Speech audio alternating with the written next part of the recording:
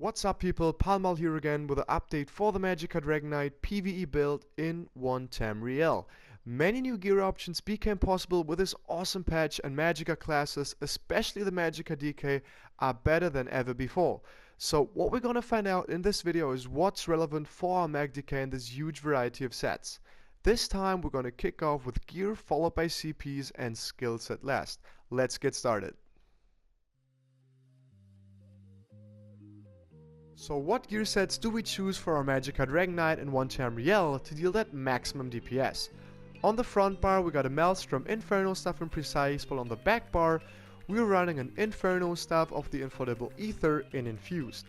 Armor wise we've chosen a 2-piece Grothdar in Medium respectively Heavy for that maximum Undaunted bonus, followed by a 5-piece Mother's Sorrow in Light. I don't have to tell you, my whole gear is in Divines / with max Magicka enchants to maximize my critical hit chance, so I'm using the Thief Mundustone. Last but not least, we got a 3-piece Inflatable Ether on the jewelry, once again all with spell damage enchants and in arcane traits. So as you can tell, pretty much every single gear piece has changed compared to my previous gear setup. This does not mean that Sun / Twiceborn Star is not valuable anymore. As you can see, I still got the Sun in my inventory. This setup in particular is mainly made for trials where you got high Warhorn uptimes in a really good group where it will perform better than our previous setup. If you mainly play Dungeon / Maelstrom Arena where this is not the case, you will do just as well with Sun and Twiceborn Star, especially if you don't have these new sets already, because some of them are really a pain in the ass to farm. With that being said, let's get started. So, talking about the Maelstrom Staff on the front bar, if I had a sharpened Ether Staff, I would probably go for that one on the front bar and run my Precise Maelstrom Staff on the back bar. As you know, I prefer Precise weapons on the back bar for AoE and sharpened on the front for single target. As I don't have one, I gotta use my Maelstrom Staff on the front bar, but even a Maelstrom Staff I don't have it sharpened yet, so my weapon setup is pretty much fucked up, to be honest. Like, it doesn't deal way less damage, but sharpened outperforms Precise for Magicka builds. Why is that?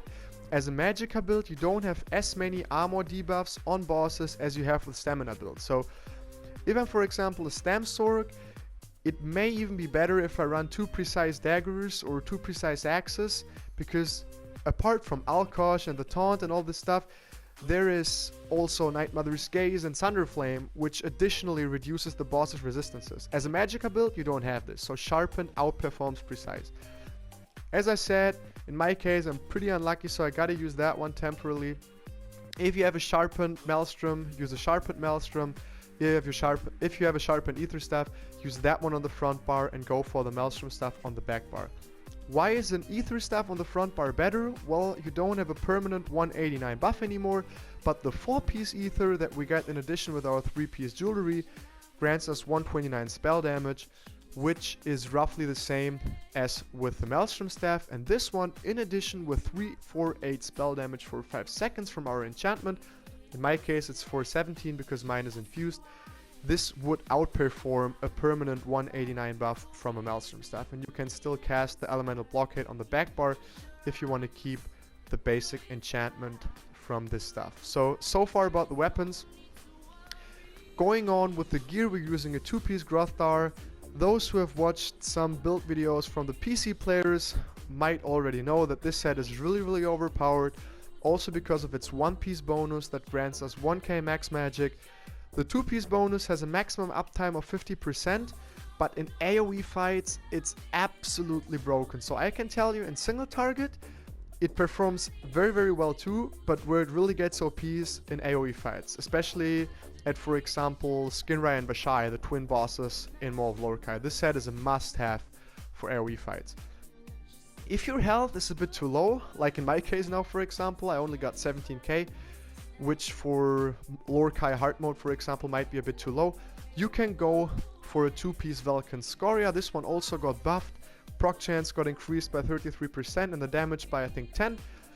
In single target fights, this will be also very good. Not as good as Grothdar, but it's pretty much the same. Plus you get your additional 1k max health. So with Eben we're sitting at around 20k, which is completely fine in a raid. In AoE fights though, make sure to use Grothdar. Then we got our 5-piece Mother's Sorrow. This one's new.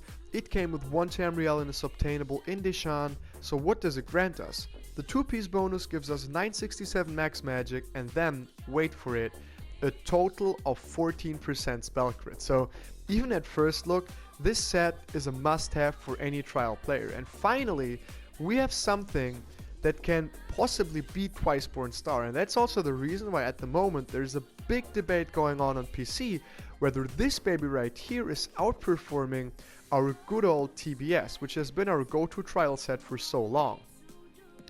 If you look at the bonuses, because I can tell you the answer to this is it depends. Okay, so let me explain you why. If you look at the bonuses, we get max magic from both sets if we're just talking about raw damage. So I'm not including the max health and max stamina from TBS right now, even though this one is very useful, if not even necessary, in certain trials / Maelstrom. We got max magic from both sets, but from Mother's Sorrow we get an additional 14% critical hit chance, while from Twiceborn Star we get an additional 18.3% critical hit damage from our second Manda Stone, which should ideally be the Shadow. So overall, you gotta question yourself, is 14% additional crit chance better than 18.3% additional critical hit damage? And the answer is, in a self-buffed situation like Maelstrom or maybe dungeons where you don't have too many buffs, especially Warhorn, no. Twiceborn Star will then outperform our Mother's Sorrow. As soon as you have a Warhorn uptime, because this is the trick basically with Mother's Sorrow, as soon as you have a Warhorn uptime of 60 to 70%, Mother's Sorrow will outperform Twiceborn Star. And in a good trial group, this is usually the case. Why? As we have a way higher crit chance, in my case, even though I'm using a precise stuff, which is not intended, we're sitting at 83%, okay? So we just get more out of the 30% crit damage buff from Mother's Sorrow because we have a higher chance to do these crits than with Twiceborn. Even though Twiceborn, because the Shadow Manda stacks with Warhorn, is buffing the Warhorn too, so it's still very good, but overall we get more from Warhorn from our Mother's Sorrow. So far about that. Another question that you may ask me in the comments is, why am I not using Burning Spellweave? Well, in one word, Burning Spellweave is pretty similar to Sun. It gives us 600 spell damage as the 5-piece though. So what's the difference? You only have that buff for 8 seconds and the cooldown is 12. So do the math. 8 seconds, 12 seconds cooldown. That's a 66% maximum uptime. 66% of 600 is, you got it, 400. So overall, it's more or less the same as Sun. It might do a bit more because one bonus gives us 3.2% crit chance, I think, instead of the max health bonus from Sun. But we've had that before. Max health can be very useful, and I wouldn't spend all my time farming it if Mother's Sorrow is better anyway. In my opinion, and from what I've tested. This is also a thing, everything I told you right now about the uptimes and stuff, many people claim to know these on the internet too. I've tested that myself. I've done the math for around 2 or 3 hours to calculate the numbers. I've tested all the different crit modifiers and stuff to be sure about what I'm talking. And I can tell you, in a good trials team that maintains their buffs, Mother's Sorrow is best in slot. Not only for the Magicka DK, but also for other Magicka classes.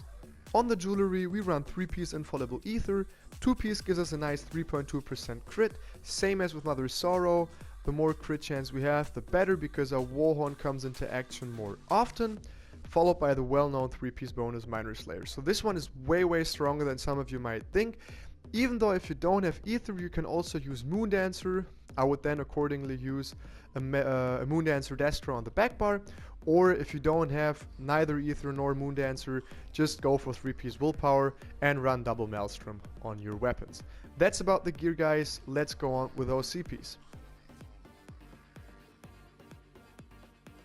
Alright, let's talk champion points. I still put 86 into Elemental Expert for the 22.5% buff, simply because I find this value to be the most balanced one for the Mag DK, followed by 73 into Elfborn.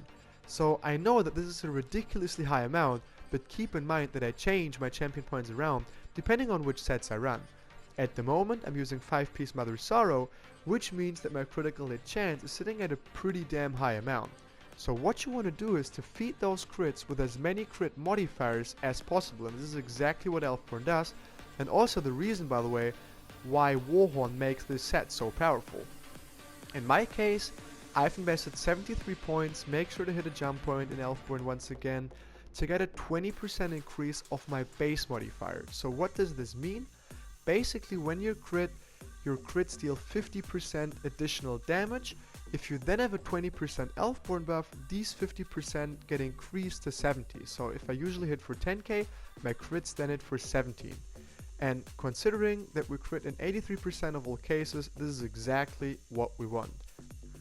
Next up, we got 1 into Staff Expert for 1% weaving damage buff, and last but not least 27 into Thaumaturge.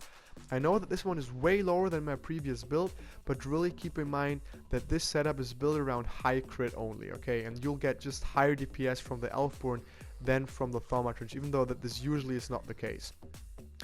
One thing though, if I use Twiceborn, I'd probably go down on Elfborn and put a bit more into Thaumaturge. Same goes for boss fights, where I cannot burst the boss non-stop with my whip, means that my dots do a lot of work, you know. It really depends on the fights. In a DPS test, to really get max DPS, this is the max DPS combination. Then we got 15 to Spell Shield, 100 into Elemental Defender, and 37 into Quick Recovery. This is pretty much my Mole hard mode setup. If you don't like the Quick Recovery, just put some into Spell Shield, even though I recommend it. And in the green ones, we got 100 in Magician, basic stuff. And, be careful now, 65 into Tenacity, that's right, so we put no into Arcanist.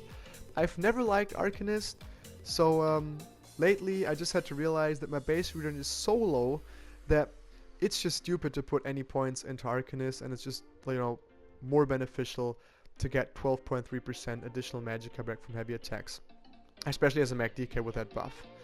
Last but not least, 22 into Tumbling for 7% dodge roll cost reduction. I really like that one. If you're not a friend of this, just put those into Tenacity too. That's it. Talking about my skills, no panic guys, I can already assure you that nothing game changing has come with the latest patch. The only thing that we need to adjust a tiny bit is our rotation to maintain max DPS, specifically with Mother Sorrow, but I'm going to talk about this in a bit.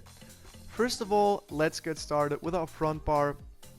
We still run Molten Whip as our single target burst ability to also passively increase our Ardent Flame dots, followed by Inner Light as our crit buff, and our 3 short-term dots, Engulfing Flames, Blockade of Fire and Burning Embers, and last but not least, Shooting Star to mainly passively increase our max Magicka. One thing I want to point out is Elemental Storm, one of the new weapon ultimates.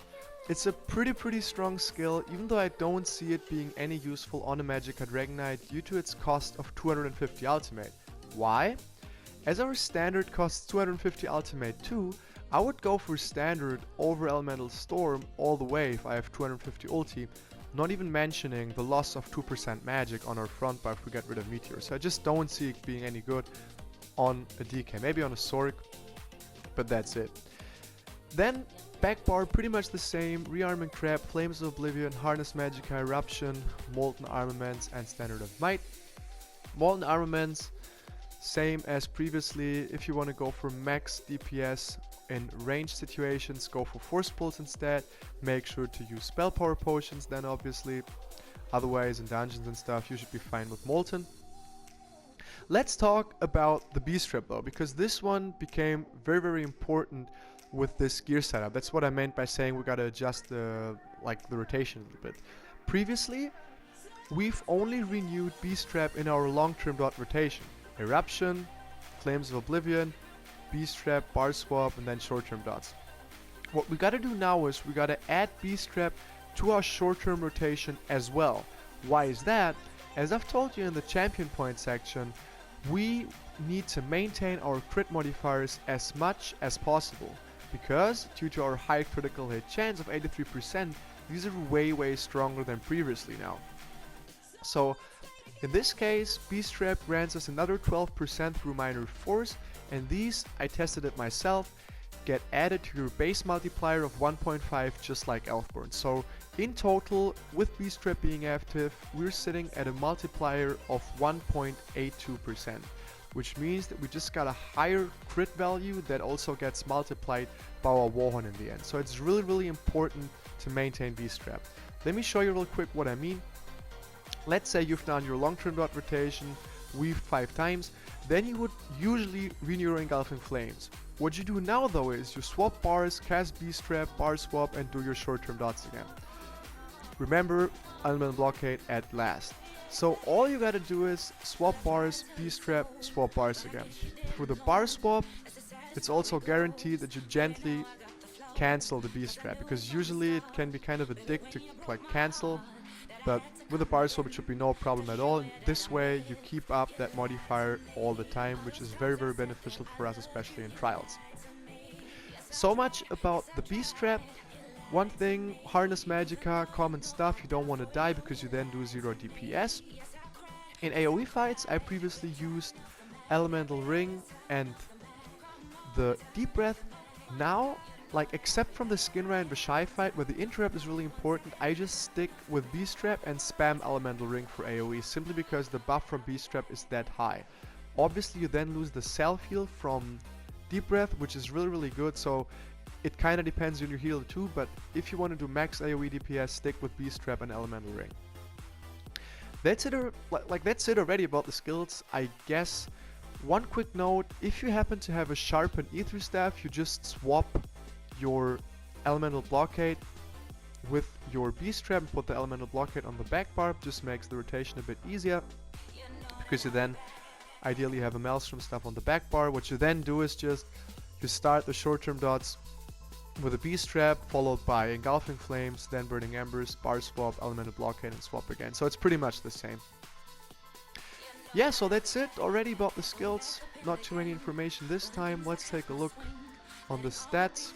As always, we're using max health and max magic buff food. Mandastone is the thief. 41k max magic with Growth Dust, 17k health, 2.5 spell damage, even though with the glyph it's at around 3k on the front bar. And the extremely powerful 83% crit, even though keep in mind sharpened is better for boss fights. Yeah, so that's it already.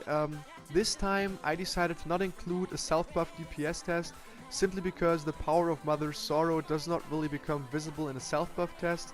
I might upload one at a boss at a trial during the next couple days, even though that's really, really like difficult for me as a PS4 player, as I don't have any DPS measurement tools.